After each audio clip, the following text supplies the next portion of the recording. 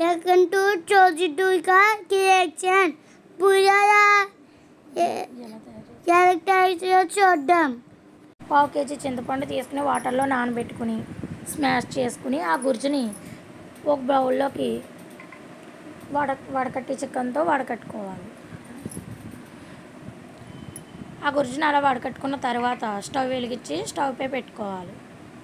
అలా బాయిల్ అవుతున్నప్పుడు పావు టీ స్పూన్ పసుపు, అర టీ స్పూన్ కారం, రుచికి సరిపడినంత ఉప్పు, స్పూన్ షుగర్ వేసుకుని బాగా బాయిల్ చేసుకోవాలి.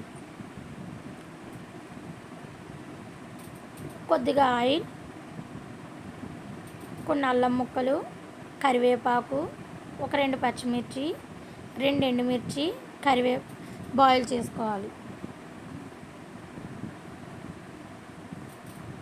కొద్దిగా కొత్తిమీర కూడా వేసుకొని బాగా బాయిల్ చేసుకోవాలి.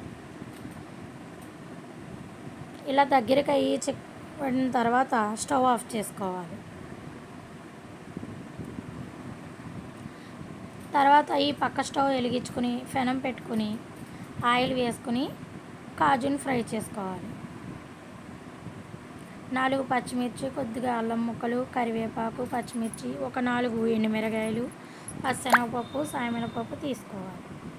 తర్వాత కాజును ఒక ప్లేట్లోకి తీసుకోవాలి. కొద్దిగా ఆవాలు, కొద్దిగా జీలకర్ర, పచ్చెనగపప్పు, సాయమినపప్పు అలా ఒకదాని తర్వాత ఒకటి ఫ్రై చేసుకోవాలి. కొన్ని అల్లం ముక్కలు, 4 పచ్చిమిర్చి, కరివేపాకు, కొత్తిమీర ఫ్రై చేసుకుని ఎండుమిరగాయలు కూడా వేసుకుని ఫ్రై చేసుకుని కొద్దిగా పసుపు కూడా వేసుకుని స్టవ్ ఆఫ్ చేసుకోవాలి. ముందుగానే ఉడకబెట్టిన రైస్లోకి తాలింపుని వేసుకుని కలుపుకోవాలి. కొద్దిగా కాజు కూడా వేసుకుని కలుపుకోవాలి. చింతపండు గుజ్జును కూడా వేసుకుని బాగా కలుపుకోవాలి.